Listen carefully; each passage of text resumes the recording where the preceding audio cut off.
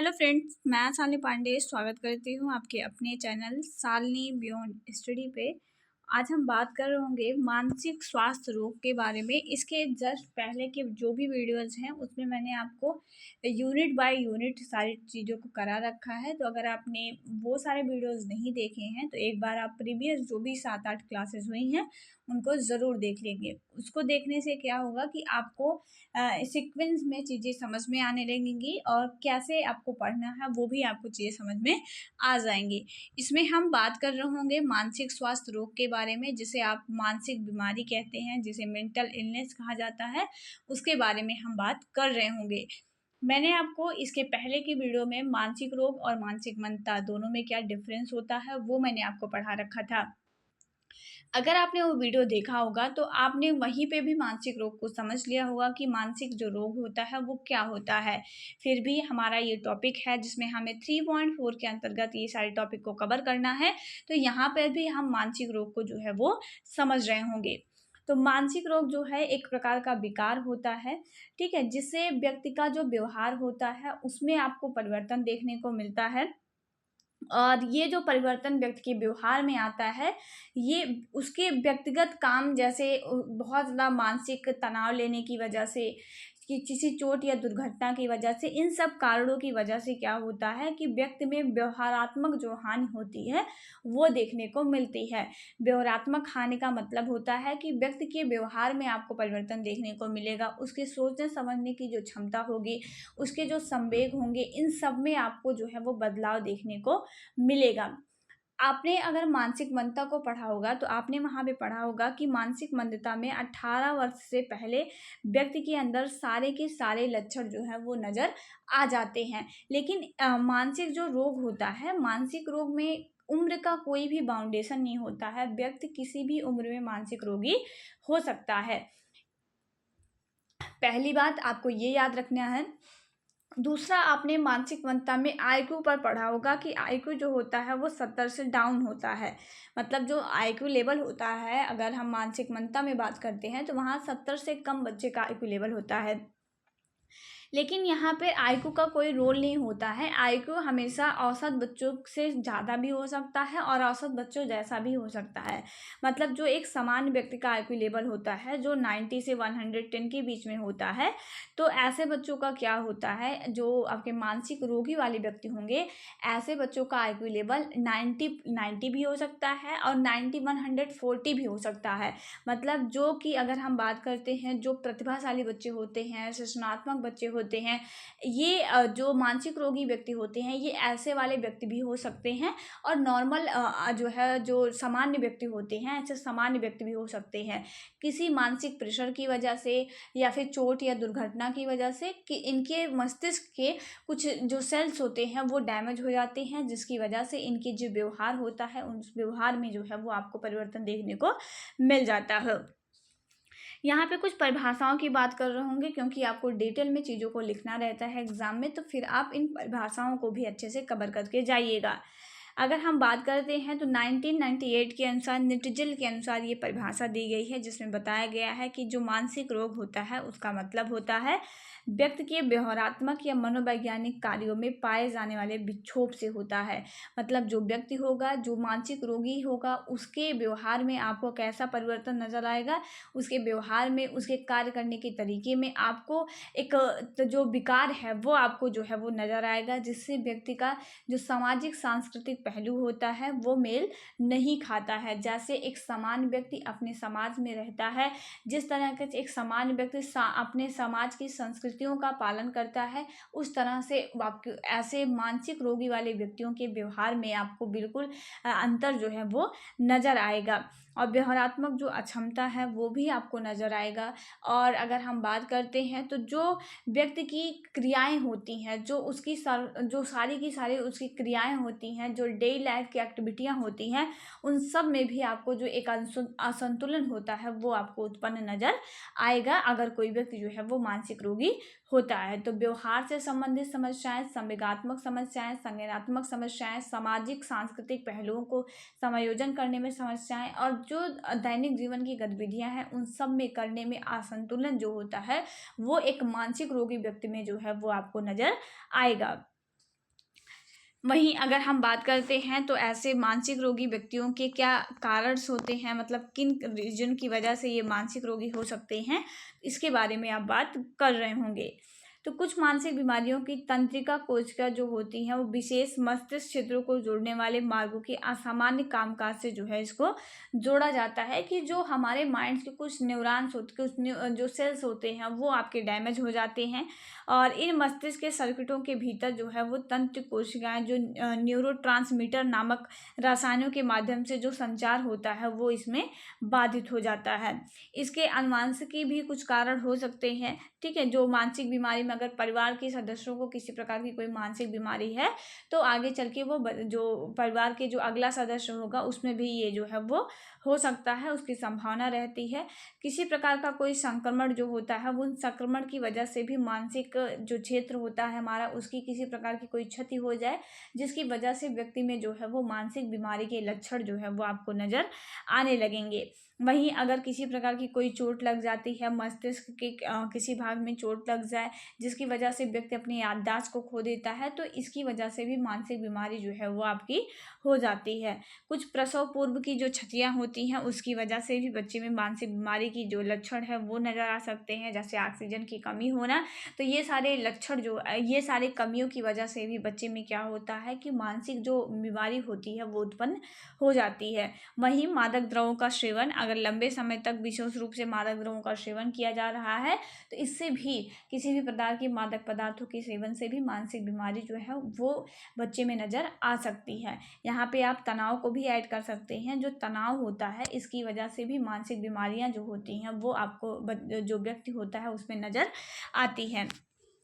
उसके बाद कुछ प्रकार दिए गए हैं जो मानसिक बीमारी से रिलेटेड हैं, जिसमें आपका घबराहट की बीमारियां हैं, ये भी मानसिक बीमारी, एक प्रकार की मानसिक बीमारी ही होती हैं। जो मनोव्यवस्था संबंधी विकार होते हैं वो भी मानसिक बीमारी के अंतर्गत आते हैं। बच्चे के दिमाग की किसी प्रकार की कोई मानसिक विकार हो जाए वो भी आपकी मानसिक बीमारी ही कहलाते हैं।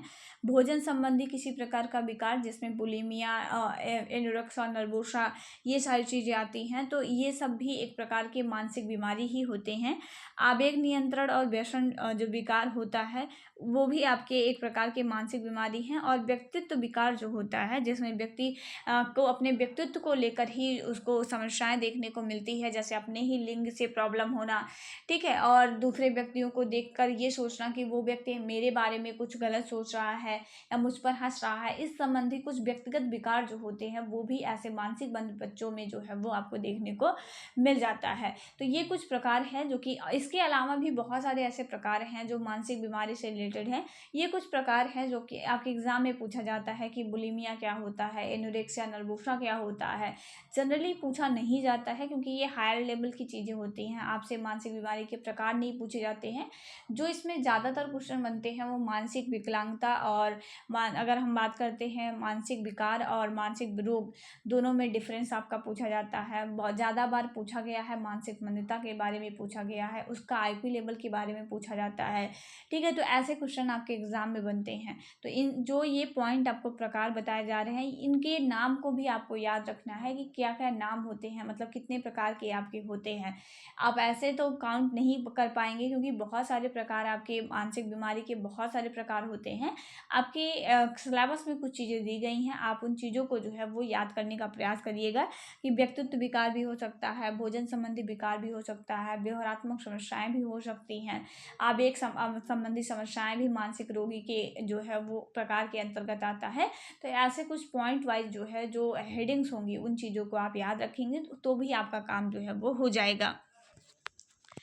उसके बाद हम प्रबंधन की बात करते हैं कि कैसे प्रबंधन किया जाता है ऐसे मानसिक जो विकलांग व्यक्ति होते हैं, ऐसे मानसिक विकलांग व्यक्तियों का। तो मानसिक जो भी रोगी व्यक्ति होंगे ऐसे व्यक्तियों का प्रबंधन करने के लिए हम रिहैबिलिटेशन, ये आप ठीक से देखिएगा, ये आपका रिहैबिलिटेशन है, ठीक है। ये लिखा गया है हैबिलेशन बट ये रिहैबिलिटेशन का प्रोफिज आपको दिया गया है।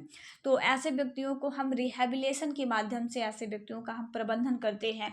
आपने अगर मेरे साथ मानसिक रोग और मानसिक मंदता में अंतर पढ़ा होगा तो आपने वहाँ पे एक शब्द पढ़ा होगा, एक लाइन पढ़ी होगी कि जो है हम जो मानसिक रोगी व्यक्ति होते हैं उनको एजुकेशन नहीं देते हैं, उनको हम चिकित्सा के माध्यम से मतलब डॉक्टरी जो इलाज होता है उसके माध्यम से हम ऐसे व्यक्तियों का प्रबंधन करते हैं। तो जो भी मानसिक रोगी व्यक्ति होंगे उनका प्रबंधन हम रिहैबिलिटेशन के माध्यम से करेंगे। रिहैबिलिटेशन के माध्यम से क्यों? तो आपने हैबिलिटेशन एंड रिहैबिलिटेशन में अंतर पढ़ा होगा, अगर नहीं पढ़ा है अभी तक तो मैंने वीडियो बना के रखा है, ठीक है, आप सर्च करिएगा habilitation and rehabilitation by Shalini ma'am, तो आपको मिल जाएगा कि क्या दोनों में डिफरेंस होता है।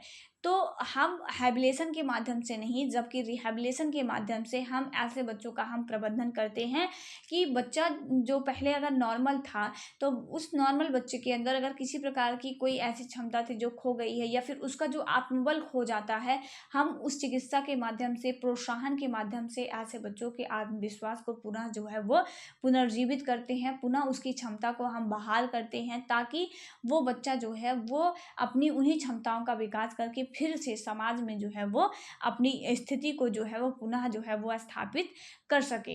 तो इसके लिए हम जो बच्चों का प्रबंधन करते हैं वो हम रिहैबिलिटेशन के माध्यम से जो है ऐसे बच्चों का हम जो प्रबंधन है वो करते हैं। आपने एक बात और ध्यान से पढ़ी होगी, दोनों में डिफरेंस ये भी पढ़ा होगा कि हम अगर जो बच्चा मानसिक मंद होता है तो ऐसे मानसिक मंदता वाले बच्चों में हम सिर्फ और सिर्फ क्या कर सकते हैं, सुधार की जो प्रक्रियाएं हैं वो अपना सकते हैं, हम सिर्फ सुधार कर सकते हैं। वहीं पे अगर हम बात करते हैं कोई भी मानसिक रोगी व्यक्ति होगा, कोई भी व्यक्ति जो मानसिक रोग से ग्रसित होगा तो ऐसे मानसिक रोगी वाले व्यक्तियों में हम 100% हम ऐसे व्यक्तियों का इलाज करके इनको पुनः से हम ठीक कर सकते हैं।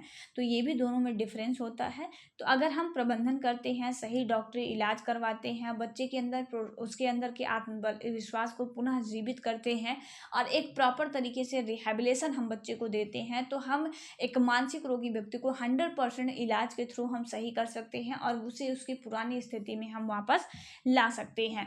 तो ये आपका दोनों में डिफरेंस भी आपको याद रखना है। मेन इंपॉर्टेंट आपका वही टॉपिक है, दोनों में डिफरेंस क्या होता है, क्योंकि जब आप डिफरेंस समझ लेते हैं तो फिर आपको इन सारी चीज़ों को समझने में किसी प्रकार की कोई प्रॉब्लम नहीं होगी। लेकिन सबसे पहले क्या समझना होगा, दोनों में डिफरेंस, और वो डिफरेंस सीखने के लिए अगर आप इस वीडियो को देख रहे हैं तो इसके पहले के जस्ट वीडियो के आप ज़रूर देखिएगा, क्योंकि वहाँ पे मैंने दोनों में डिफरेंस भी बता रखा है।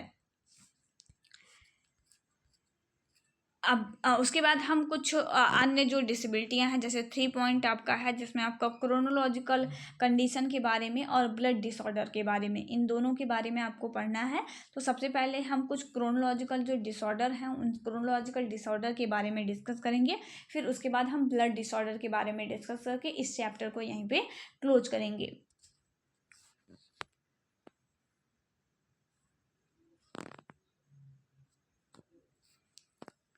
तो अगर हम बात करते हैं क्रोनोलॉजिकल मतलब जो क्रोनिक न्यूरोलॉजिकल कंडीशन होता है, ये मस्तिष्क से संबंधित कुछ विकार होते हैं जिनके बारे में हमें जो है वो पढ़ना है।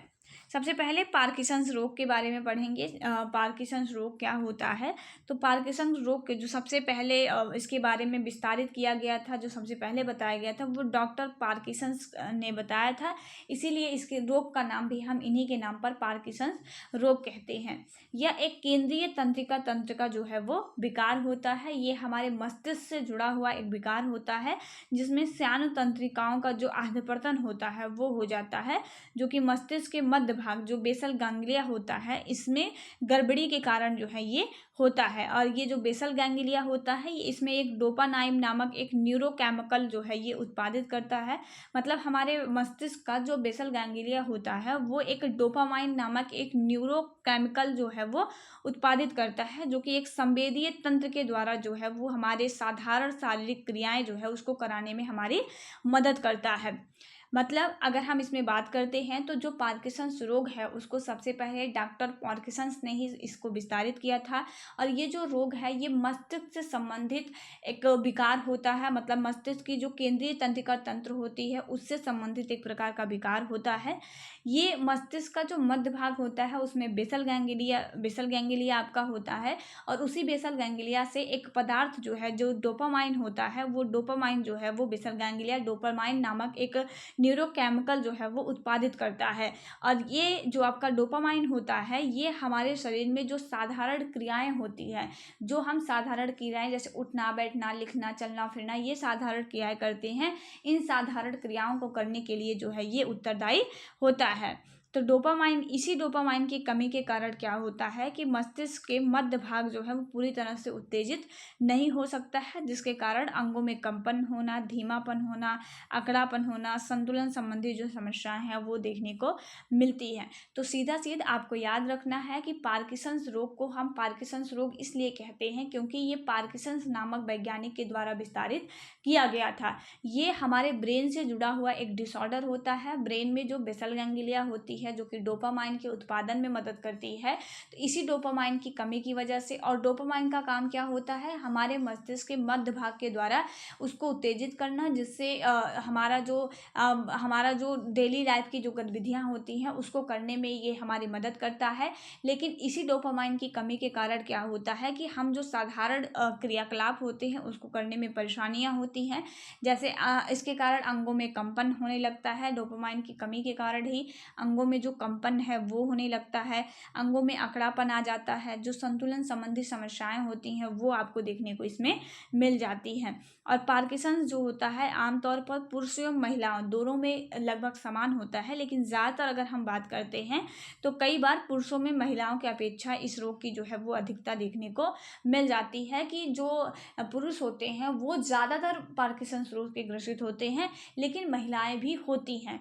ठीक है, ऐसा नहीं है कि सिर्फ पुरुषों में होता है, ये महिलाओं में भी होता है, लेकिन ज़्यादातर ऐसा देखा गया है कि ये पुरुषों को जो है वो प्रभावित करता है। इम्पॉर्टेंट है आपको बहुत ध्यान से इन चीज़ों को पढ़ना है। सबसे पहला याद रखना है पार्किंसंस के द्वारा विस्तारित किया गया है। दूसरा नंबर आपको याद रखना है कि ये हमारे ब्रेन से जुड़ा हुआ एक न्यूरोलॉजिकल जो है वो डिसऑर्डर होता है। ब्रेन के जो मध्य भाग होते हैं उसमें बेसल गैंग्लिया होता है। बेसल गैंग्लिया क्या करता है, वो डोपामाइन नामक एक पदार्थ जो है वो उसको उत्पादित करने का काम करता है। और डोपामाइन क्या करता है, हमारे शरीर की शारीरिक क्रियाओं को करने में हमारी मदद करता है। लेकिन इसी डोपामाइन की कमी के कारण जो होता है, हमारे मध्य भाग जो हमारा मस्तिष्क का होता है वो सही से काम नहीं करता है, जिसके कारण हमारे हाथों पैरों में कंपन होना, शरीर में अकड़ापन पाया जाना, संतुलन की कमी होना, ये सारी समस्याएं जो है वो देखने को मिल जाती हैं। और इन सारी समस्याओं के कारण क्या होता है कि हमारे शरीर जो हमारे दैनिक जीवन की गतिविधियां होती हैं हम उसको करने में असमर्थ हो जाते हैं। अगर हम बात करते हैं तो ये ऐसा नहीं है कि ये सिर्फ महिलाओं को या सिर्फ पुरुषों को प्रभावित करता है, दोनों में हो सकता है, लेकिन ज़्यादातर देखा गया है कि ये पुरुषों को जो है वो प्रभावित करता है। और ये जो पार्किंसंस रोग होते हैं ये बड़ी उम्र के जो लोग होते हैं, मतलब जो अगर हम बात करते हैं जो आपकी प्रौढ़ावस्था के लोग होते हैं, ऐसे प्रौढ़ावस्था के लोगों को ये ज़्यादातर प्रभावित करते हैं। ज़्यादातर लक्षण हाथ पैर का कँपना, ये सारे लक्षण, अंगुलियों का मतलब ये जो हमारी अंगुलियां हैं, हमारे पैर हैं, इनमें अकड़ापन पाया जाना, तो ये सारे लक्षण जो हैं वो आपको लगभग जो प्रौढ़ावस्था के व्यक्ति होते हैं उनमें ही पार्किंसंस जो रोग होता है वो देखने को मिल जाता है। और कुछ परिभाषाएं दी गई हैं इसके बारे में भी आपको, क्योंकि आपको 1-2 परिभाषाएं तो हर एक डिसेबिलिटी की याद होनी चाहिए। ठीक है, और ये आपको तब याद रहेंगी जब आप इन चीज़ों को 2-3 बार पढ़ोगे, उसके बाद आप 1-2 बार इसको लिखोगे। जो प्रीवियस ईयर के पेपर हैं, ठीक है, आप में से बहुत सारे बच्चे ये पूछ रहे थे कि क्या ये आपका जो ये सीरीज चल रहा है मैं इसको कंटिन्यू करके जो है वो अच्छा मार्क गेन कर पाऊँगा। तो मैं आपसे कहना चाहती हूँ कि नहीं, आप बिल्कुल नहीं कर पाओगे। अगर आप ये सोचो कि मैं लेटे वीडियो देख लूँ और मैं अच्छे से कर पाऊँ, तो आप भी जानते हैं ये आप अपने साथ धोखा करेंगे। ठीक है, आप मेरे साथ नहीं, अपने परिवार के साथ नहीं, अपने टीचर्स के साथ नहीं, खुद अपने साथ धोखा करेंगे। क्योंकि आप भी जानते हैं आज के समय में कंपटीशन इतना बढ़ गया है कि अगर आप ये सोचें कि डीएड के बेस पे फिर आपको डायरेक्ट नौकरी मिल जाएगी, तो ऐसा बिल्कुल भी नहीं है। आप भी जानते हैं इसके बाद आगे की जर्नी बहुत कठिन है। आप सी टेट, यूपी टेट, अपने स्टेट का टेट, आपका जो भी स्टेट होगा वहाँ के स्टेट का टेट पास करेंगे, फिर फाइनल फाइनल एग्ज़ाम में जाएंगे, वहाँ पे मेरिट बनेगी, ना जाने कितनी बार आप असफल होंगे, कितनी उसके बाद एक सफलता आपके हाथ लगेगी। तो ये जर्नी जो है अभी बहुत आगे तक जानी है आपको, यहीं पे आपको नहीं रुकना है। तो इसके लिए आपको अभी आपका जो डीएड है, आप सबसे पहले तो आपकी प्राथमिकता यही होनी चाहिए कि आप इसको अच्छे से गेन करके आप इसको पास करें। और इसको पास करने के लिए आपको जो चीज़ें कही जा रही हैं आपको उसको कंटिन्यू करना पड़ेगा। ये सीरीज़ आप देख सकते हैं, आपका बेस कमज़ोर है तो आप ये सीरीज़ देख सकते हैं। और इस सीरीज़ को देखने के बाद जितना ज़्यादा से ज़्यादा हो सके जो प्रीवियस ईयर पेपर्स हो गए हैं उन प्रीवियस ईयर पेपर को जो है वो आप सॉल्व करिए। पेपर को सॉल्व करते समय आपको जो भी क्वेश्चन में प्रॉब्लम आ रही है, वीडियो खोलिए, उसी नंबर का वीडियो खोलिए कि हाँ मुझे 3.4 समझने में प्रॉब्लम है, 2.4 का टॉपिक समझने में प्रॉब्लम है। उसी नंबर के वीडियोज़ को आप देखिए, 1-2 बार देखिए, समझ में आ जाएगा टॉपिक। दोबारा से चीज़ों को याद करने का प्रयास करिए, फिर से अपनी भाषा में लिखने का प्रयास करिए। इस तरह से करके कि आप जो है अपना जो देखेंगे कि अगर आप ऐसा 10-15 दिन भी कर लेते हैं, अगर आप 4-5 पेपर भी सॉल्व कर लेते हैं पुराने, तो उससे आपको लगेगा कि हाँ अब मैं अच्छा कर सकता हूँ। तो ये आपका स्टडी होनी चाहिए कि आप इस तरह से अपनी पढ़ाई को करें। और ये दिमाग में हमेशा रखें कि आगे जर्नी अभी बहुत है, तो हमें यहीं पर अपना 2-3 साल इसी डीएड में नहीं ख़त्म करना है। अगर आपका बैक लग गया है वैसे भी आप जो है वो पीछे हो जाएंगे। तो ये बिल्कुल ध्यान में रखिए कि आपको ये टाइम बचा लेना है, अब की बार आपका दोबारा से बैक ना लगे। इस बात को बिल्कुल अच्छे से जो है प्रिपरेशन करनी है इस बात के लिए कि इस बार आपका बैक ना लगे। तो इसके लिए पढ़ाई करनी पड़ेगी। तो 1-2 परिभाषाएं तो आपको हर एक डिसेबिलिटी की पता होनी चाहिए, जो कि पार्किंसंस रोग पर हम डिस्कस कर रहे थे। और पार्किंसंस रोग से कोई तंत्रिका प्रणाली का या प्रगामी जो है वो रोग आपका प्रेरित होता है, जिसके द्वारा हाथ पैर में कपकपी आना, पेशियाँ जो हैं उसमें कठोरता आना, धीमापन आना, कठिन चालन होना। ठीक है, तो बधिर व्यक्तियों के संबंध में मस्तिष्क की अगर हम बात करते हैं तो मस्तिष्क के भाग जो होते हैं उनमें संचालन में कमी आना, डोपामाइन की कमी के कारण ये सारी चीज़ें जो होती हैं वो देखने को मिल जाती हैं। तो 1-2 परिभाषाएं आप ज़रूर से जो है वो याद रखिएगा। देखते हैं क्या क्या लक्षण नज़र आते हैं आपको ऐसे बच्चों में।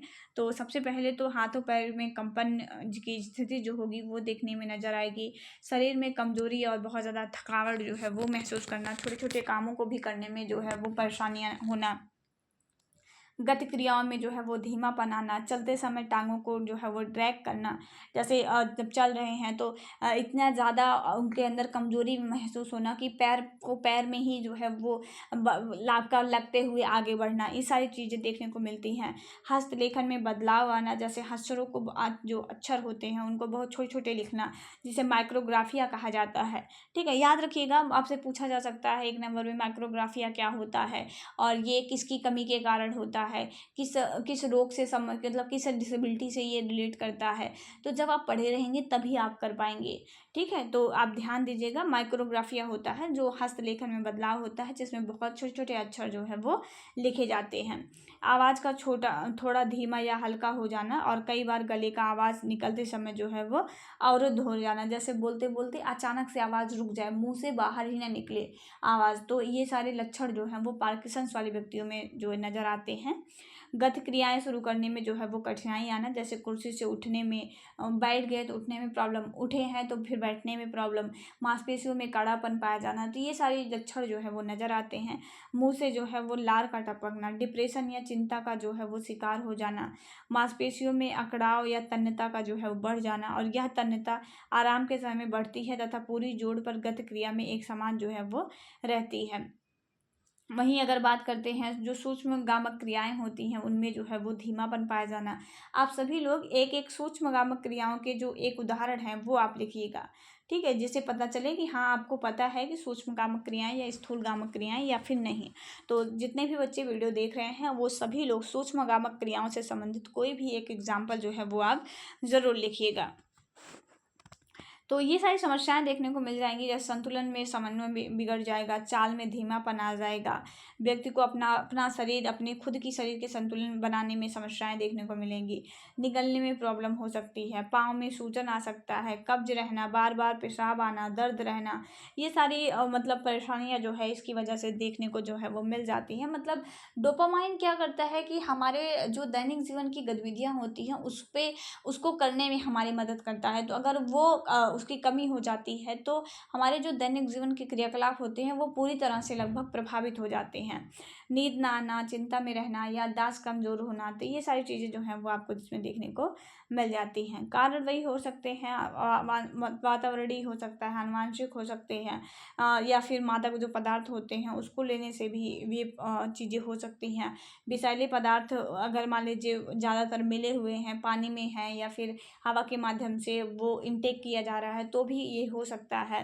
गुणसूत्री बदलाव में कमी आने की वजह से, जैसे सिंड्रोम्स की वजह से भी ये हो सकता है, और वायरल संक्रमण की वजह से भी जो है ये सारी चीज़ें हो सकती हैं।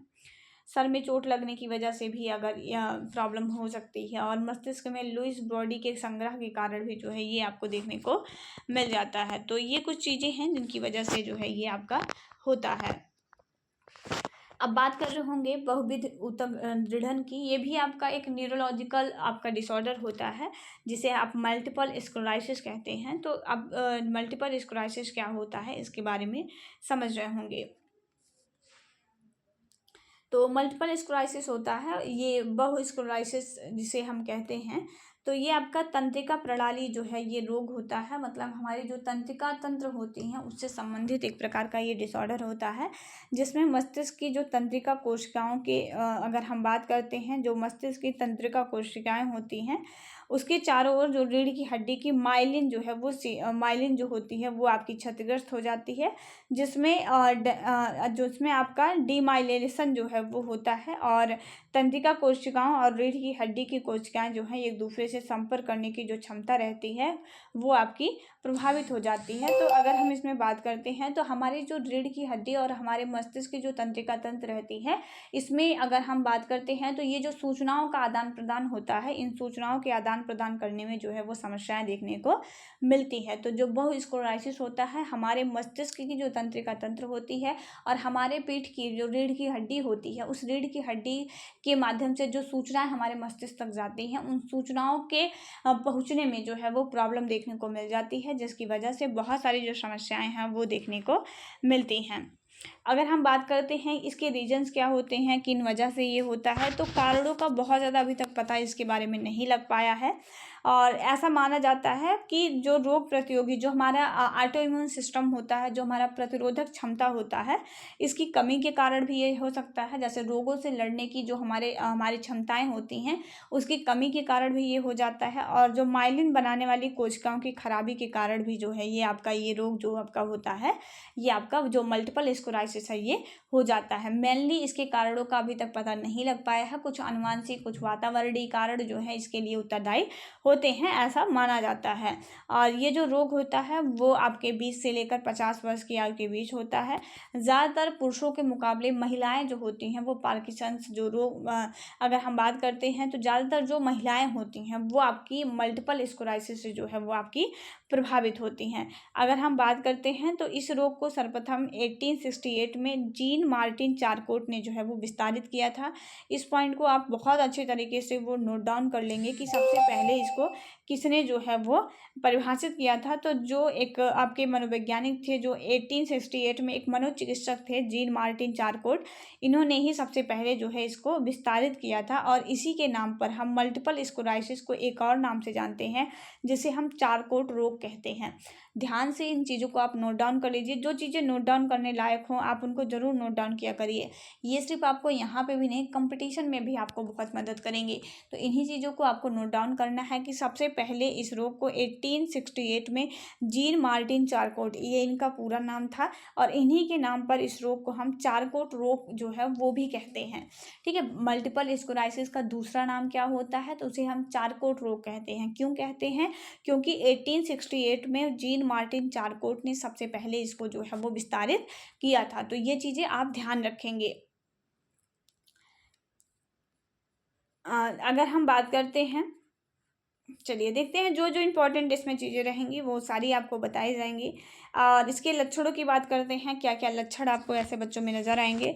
ध्यान से इन चीज़ों को याद कर लीजिएगा। आपको याद क्या रखना है इसके मल्टीपल स्क्लेरोसिस के बारे में। सबसे पहले तो मल्टीपल स्क्लेरोसिस में क्या होता है कि मस्तिष्क की जो तंत्रिका तंत्र होती है और पीठ की जो मतलब पीठ में जो पीछे हड्डी पाई जाती है जिसे आप रीढ़ की हड्डी कहते हैं, इस रीढ़ की हड्डी के माध्यम से हमारे मस्तिष्क तक जो सूचनाएं जाती हैं उनके संचार में प्रॉब्लम होती है, जिसके कारण ये सारी समस्याएं जो है वो देखने को मिल जाती हैं। और ये ज़्यादातर महिलाओं को प्रभावित करता है, पुरुषों को भी होता है, लेकिन जितना आपने पार्किंसंस रोग में जैसे पढ़ा कि दोनों को समान रूप से होता है, लेकिन ज़्यादातर पुरुष ही प्रभावित होते हैं, वैसे ही मल्टीपल स्क्लेरोसिस दोनों को हो सकता है, लेकिन ज़्यादातर महिलाएं इसका शिकार होती हैं। जहाँ पर ये इसके जो लक्षण होते हैं मल्टीपल स्क्लेरोसिस के, वो 20 से लेकर 50 की उम्र तक आपको नज़र आ जाते हैं। मतलब इसी बीच इसको किसी को मल्टीपल स्क्लेरोसिस होना रहता है तो वो होता है, उसके लक्षण जो है वो आपको नज़र आते हैं। और दूसरी इंपॉर्टेंट बात कि 1868 में जीन मार्टिन चारकोट के नाम ने इसको सबसे पहले विस्तारित किया था, तो इन्हीं के नाम पर जो है इसका नाम जो है वो चारकोट रोग भी है। तो ये कुछ इंपॉर्टेंट फैक्ट हैं जिनको आपको याद रखना है। अब हम बात कर रहे होंगे इसके लक्षणों पर कि क्या क्या लक्षण जो हैं वो आपको नज़र आएंगे। और आप लोगों से मेरी एक एज अ फ्रेंड ही आप ले लीजिएगा कि आपसे एक अनुरोध भी है हमारा कि आप लोग जितना ज़्यादा हो सके इस वीडियो को अपने दोस्तों यार में जो है वो ज़रूर शेयर करिएगा। उसके पीछे का एक रीज़न ये भी है कि जिन बच्चों को अगर मान लीजिए उनके संस्थान में क्लासेस नहीं चल रही हैं या फिर वो नहीं पढ़ पा रहे हैं, उन तक भी ये वीडियो पहुँच जाएगा और आपके शेयर और लाइक से मुझे भी जो है वो मोटिवेशन मिलता है। तो दोनों काम हो जाएंगे। आपका एक शेयर आप ज़रूर करिएगा, अपने स्टेटस पर भी आप इसको लगा सकते हैं, जिसके आपके फ्रेंड को भी इससे फ़ायदा होगा और मुझे भी इसका फ़ायदा जो है वो मिलेगा। तो मेरी मेहनत भी सफल हो जाएगी अगर आप लोग जो है इसको ज़्यादा से ज़्यादा लोगों तक वो शेयर करते हैं। तो हम लक्षणों की बात करते हैं, क्या क्या लक्षण नज़र आएंगे। तो संवेदना में कमी, झुंझुनाहट, जैसे एक हल्की सी दर्द, जैसे सुई रहती है तो उसके चुभन जितना दर्द, ये सारी चीज़ें जो है वो देखने को मिल जाती हैं। आँखों में धुंधलापन आना, दो वस्तुएं जो हैं वो दिखाई देना, तो नेत्र से संबंधित विकार भी आपको देखने को मिल जाएगा। मांसपेशियों में तन्यता है वो होना, समन्वय ठीक ढंग से नहीं हो पाएगा, संतुलन व्यक्ति जो है वो ठीक ढंग से नहीं बैठा पाता है, निगलने में प्रॉब्लम होगी, शरीर में थकावट रहना, ठीक है, पेशाब में दिक्कत होना, तनाव में रहना, आंखों का घूमना या ऑप्टिक न्यूरिटाइटिस जो होता है उसकी प्रॉब्लम देखने को मिलना। तो इस रोग से अगर हम बात करते हैं तो जो ग्रसित व्यक्ति होते हैं इनमें बहुत सारे मतलब एक साथ 2 या 2 से अधिक जो लक्षण होते हैं वो भी आपको देखने को मिल जाएगा। जैसे आपने देखा कि नेत्र में भी प्रॉब्लम होगी, हाथों पैरों की संवेदनाओं में भी प्रॉब्लम होगी, हाथ पैर में झुंझुनाहट भी रहेगा, सुस्तपन भी रहेगा, ठीक है, नेत्र में भी प्रॉब्लम रहेगी, निगलने में भी प्रॉब्लम रहेगी, बॉडी से संबंधित विकार भी देखने को मिल जाता है। तो जो आपका मल्टीपल स्क्लेरोसिस होता है इसमें एक साथ 2 या 2 से अधिक दिव्यांगताओं के जो लक्षण होंगे वो भी आपको नजर आ जाएंगे। लेकिन ये आपका मल्टीपल डिसेबिलिटी नहीं है, इसको आप मल्टीपल डिसेबिलिटी ना लीजिएगा।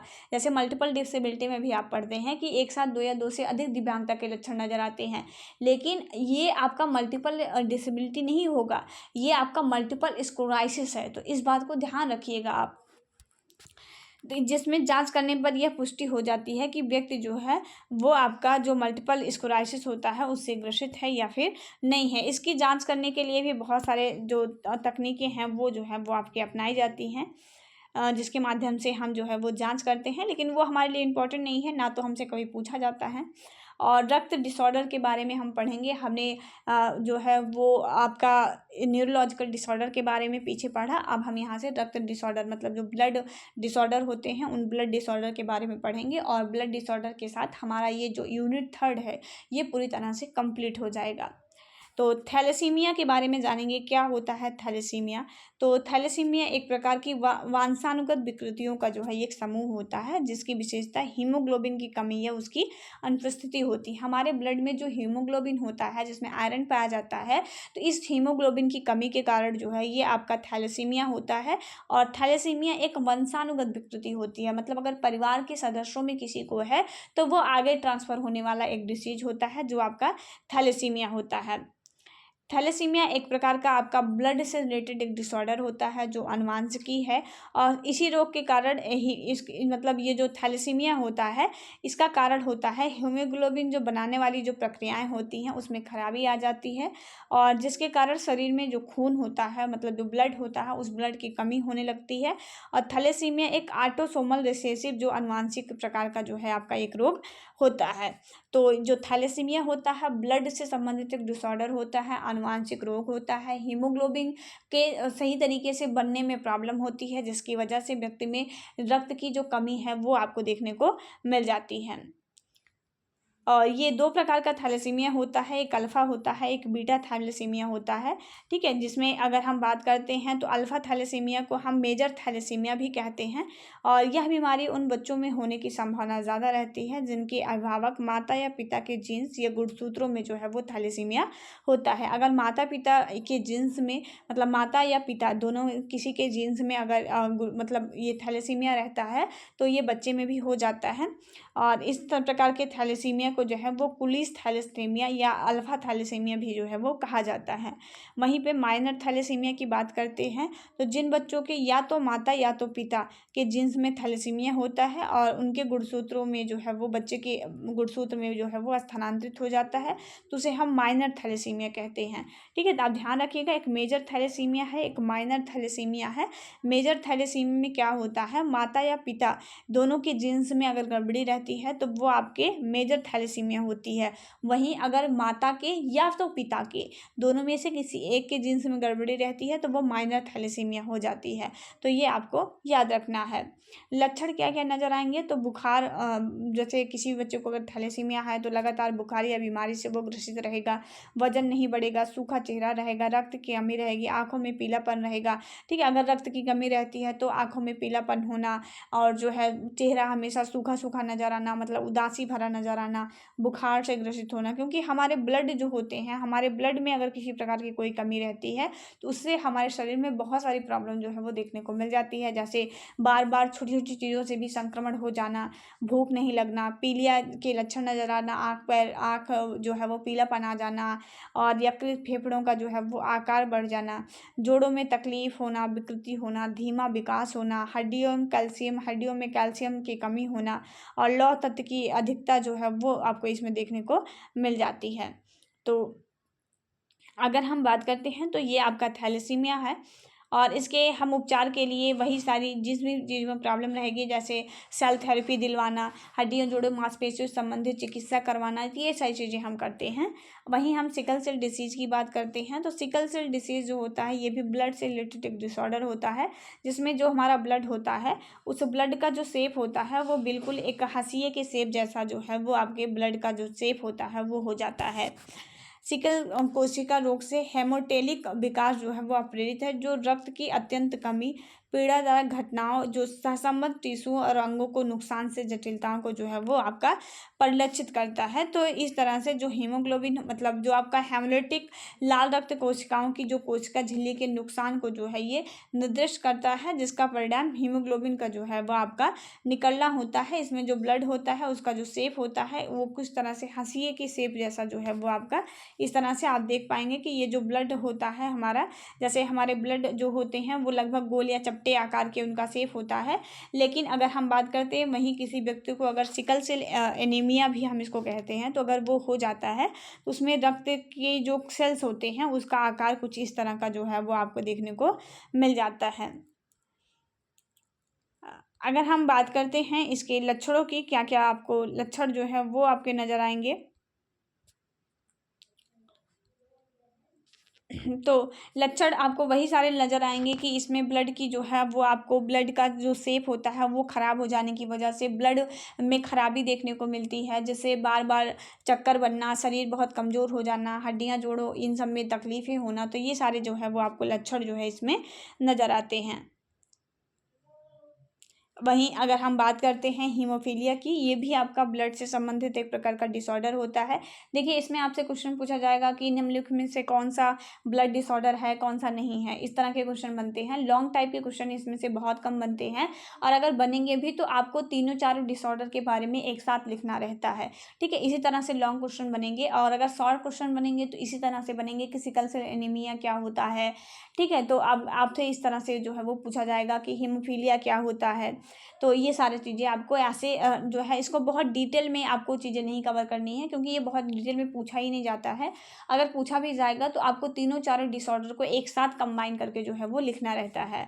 वहीं अगर हीमोफीलिया की बात करते हैं, हीमोफीलिया क्या है, तो हीमोफीलिया भी एक प्रकार का आनुवांशिकी जो है एक प्रकार का रोग होता है जो प्रायः पुरुषों को ही वो प्रभावित करता है, लेकिन ये महिलाओं मतलब जो है, किंतु इसे महिला द्वारा अपने पुरुष बाल को जो है वो संप्रेषित किया जाता है। ये आपका क्या करते हैं कि ये पुरुषों को जो है वो प्रभावित करता है, लेकिन जो इसकी वाहक होती हैं वो महिलाएं होती हैं। महिलाओं के द्वारा ही ये जो संतान होती है उसमें जो है ये जो स्थानांतरित जो है वो आपका किया जाता है। इसकी विशेषता है रक्त के थक्का जमने की साधारण क्षमता का जो है वो नुकसान होता है। जैसे हमारे ब्लड होते हैं, तो अगर हमें कहीं चोट लग जाती है तो कुछ टाइम बाद हमारे ब्लड की जो क्लॉटिंग होती है वो मतलब जो रक्त बहना रहता है वो रुक जाता है, क्योंकि हमारा रक्त जो है वो थक्का बना लेता है।